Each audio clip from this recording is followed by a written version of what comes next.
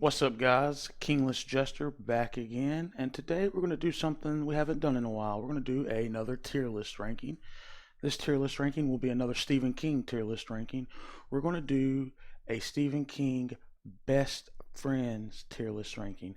By best friends, we just mean characters that are really close, characters that have a connection, they bond throughout the books. Can be two characters, could be multiple characters.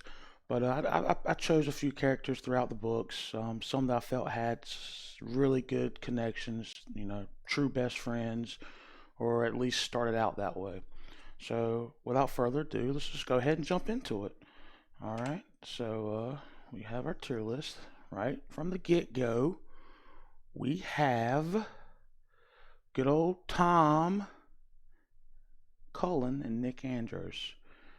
These are fan favorite characters, and buddy, let me tell you, they are best friends. Man, their level of friendship, it runs deep. These Tom and Nick, they meet during the plague, during the stand. So it's after Captain Trips has already ravished through America. Most everyone's dead. They kind of stumble upon each other. Nick being deaf, Tom being special needs. They immediately connect and hit off, and they strike a genuine friendship. I honestly would have to put them for that genuine friendship. I mean, honestly, it's got to go in S tier. Like these two, they're great. And if you've read The Stand, you know where it heads, you know how it ends. But yeah, A1 day one. Those are good friends. All right, so now we have two friends from the Tommy Knockers. We have Guard and Bobby Anderson. So these, I believe, Guard and Bobby were once former lovers. So they actually used to date. No longer anymore. So now they're just really good friends. So I mean, some of you guys may have had this connection with people in your life where you've were maybe once romantic with them, but now you're just friends, and somehow those connections seem to really work. And likewise for them, like they have a really great connection where it's strictly platonic. There's no romance there. Like they truly just care for each other and are friends. It's like in that level.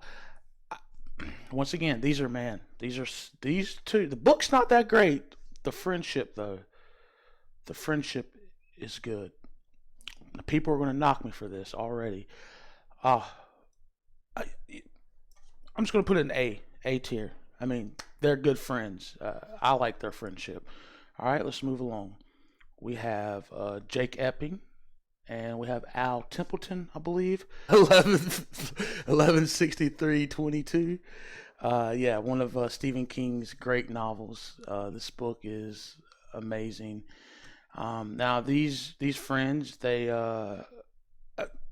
once again, they're great friends. I mean, Al shows Jake a damn time machine. He shows him how to go back in time. You have to be good friends to do something like that. You're not just going to show some random willy nilly guy like, "Hey man, you want to know how to go to the past? Let me show you, bud, right here." So I would say Jake and Al are really good friends as well. I'd put them on the B level, to be honest with you. They're probably not as great. I mean, their age difference, and you don't really get a good sense of how long they've known each other, but you could tell they're close pals.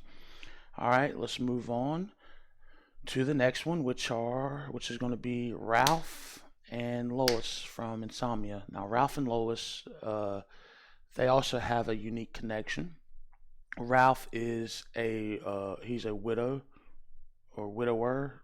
His wife has passed away, and Lois is also she has lost her partner prior, but they end up connecting on a friendship level. And it's great. Like they're really close, and their connection actually grows more into a romance. So it's kind of like the opposite backwards effect of Guard and Bobby.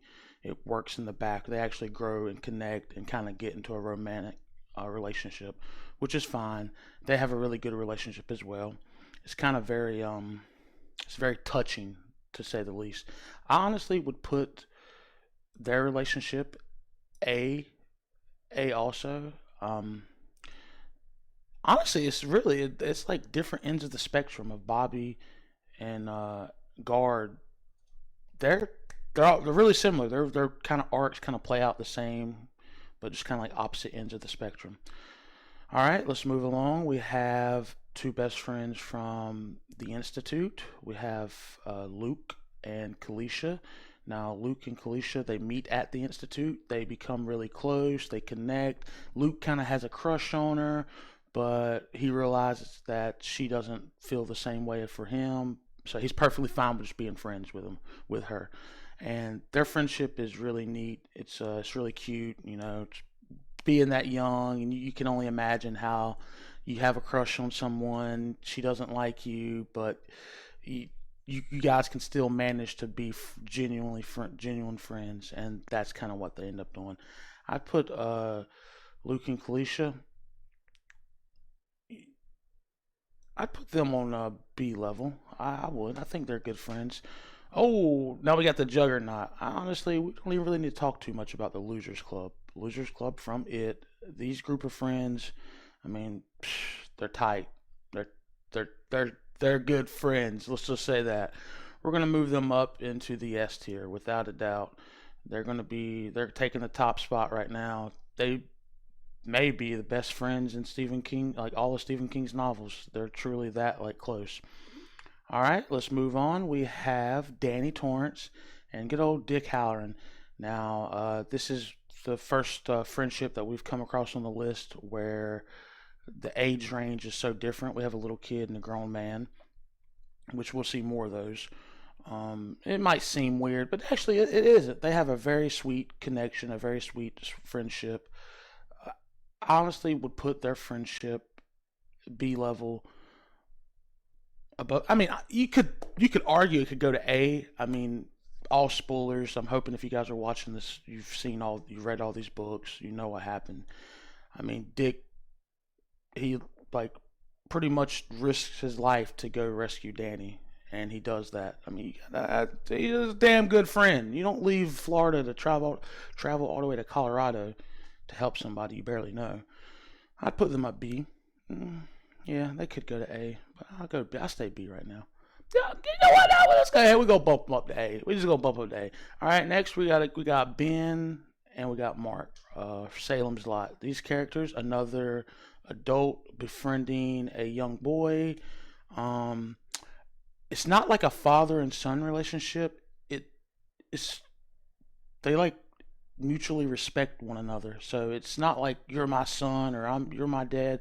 They genuinely respect each other, and their friendship is kind of cool. Like if you've read the book, you know how it ends, how it goes, what they do. I would honestly put their friendship.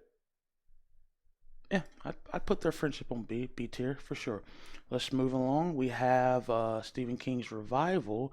Now we have, what is it, Jamie and Charles? Yep. So Jamie's also another young boy who befriends an older man who is the pastor of his church, and this story follows them throughout the years. So you follow Jamie from him being a kid to adulthood, mid 40s, I think even like late 50s by the end of the book.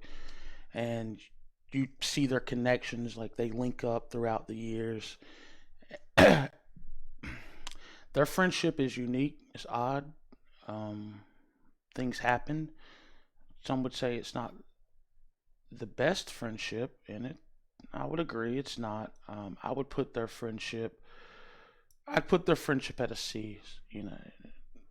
Charles is kind of, he's got alternative motives. He's using Jamie not so much for the best reasons, we'll say. All right, let's go ahead and move along. So we have Roland and his quartet. Roland and his first quartet. So Roland and his first quartet was formed when they were kids, when they were young boys. And this quartet, they're close. I mean, they grew up together. They knew everything about one another. They traveled, went on adventures together. Honestly, you you got to put them in S tier. You do. That quartet is just great. I mean, truly. Let's move along. We have, all right. We have Bobby and Ted. Bobby and Ted Brodigan. All right, now these another young boy befriending an elderly man. Now this friendship in the book they make it. I mean, there's actually characters in the book that are kind of creeped out by like young boy hanging out with an elderly man. So it's kind of does come off as a little strange, a little out there, but their friendship is truly, truly sweet.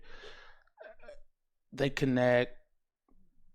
Ted really does help Bobby kind of grow up and mature, and through those ages of childhood where you're kind of like lost and you're coming into your own. Ted really does help Bobby out a lot.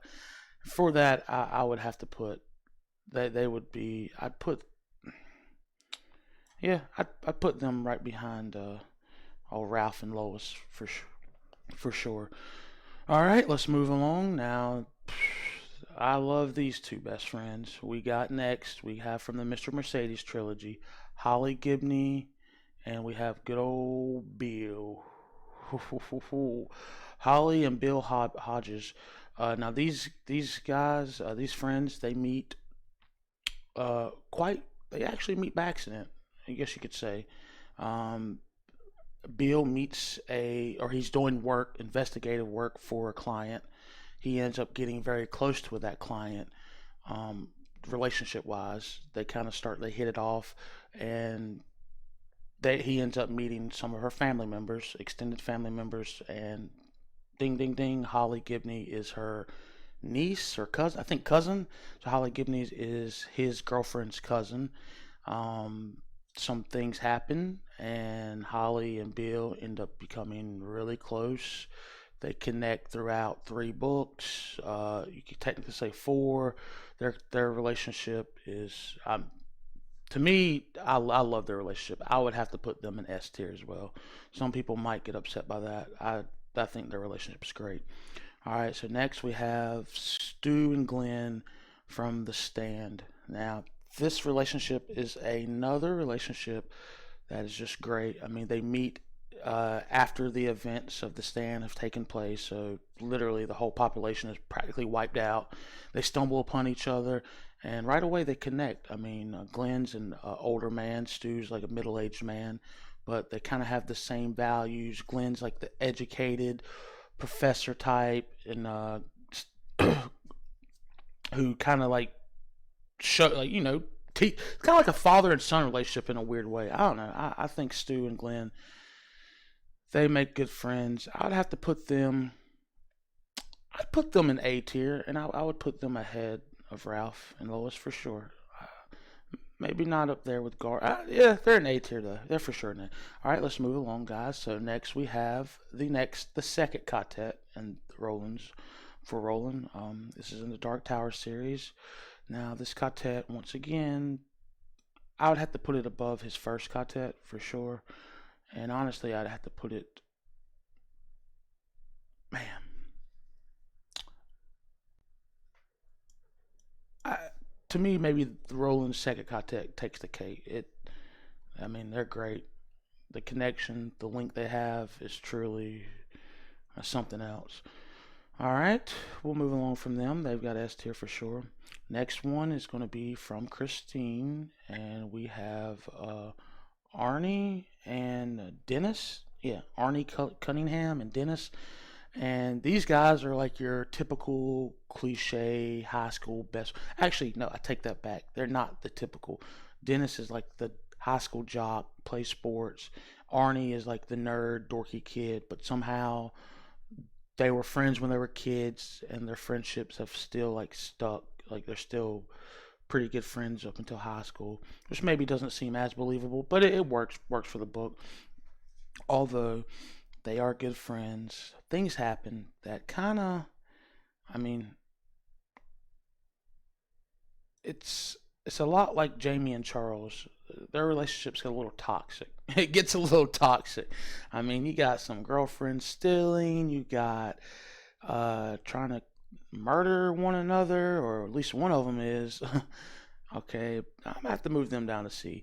All right, so let's move along. We'll go to the next set of friends, which would be in Key. We have Edgar and Wireman. Edgar and Wireman, they meet on the beach off the coast of Florida, Key. and their connection is really really awesome. They have a really good connection. They become really good friends. They kind of have like the joking businessman like connection. I don't know. Like they're both like well educated. Like I think Wireman was like a lawyer. Um, Edgar owned his own company, and I don't know. So it's like kind of like they connect on that level. It's hard to explain, but it's like their conversations and the dialogues that they have is really neat. They connect really well. I'd have to put them honestly. Yeah, I mean, I would put them. I'd put them A tier for sure as well. All right, so we have for our last one, we would go with the Dreamcatcher kids, the guys from Dreamcatcher, Jonesy, Pete. I, I this slipping my mind the other two, but this connection's much like the Quartet or the Losers Club. They have a bond that they bonded when they were young, and it travels throughout their adulthood. So even as they're adults, they're still really close. Some would argue even more closer than the It kids when they're adults because Dreamcatcher kids actually stay in contact with one another. Uh, I don't think they would be. I'd put them A above Guard and Bobby. I'd put them A. Yeah, some unique stuff happened. All right, guys. So I mean, as you can see, didn't have anything fall into the D list. Some of these might not be to your liking. If they're not, hey, let me know in the comments below. Who do you think are some of Stephen King's best friends? I may have not have included all of the best friends out there, but these are some of the more notable ones. And yeah, if you like the video, hey, feel free to smash that like button, leave a comment. I can do more tier list rankings in the future. I look forward to this stuff. I love Stephen King, all things King, constant reader. Let's get to it, guys. But anyway, this was fun. Until next time, Kingless Jester out. Peace.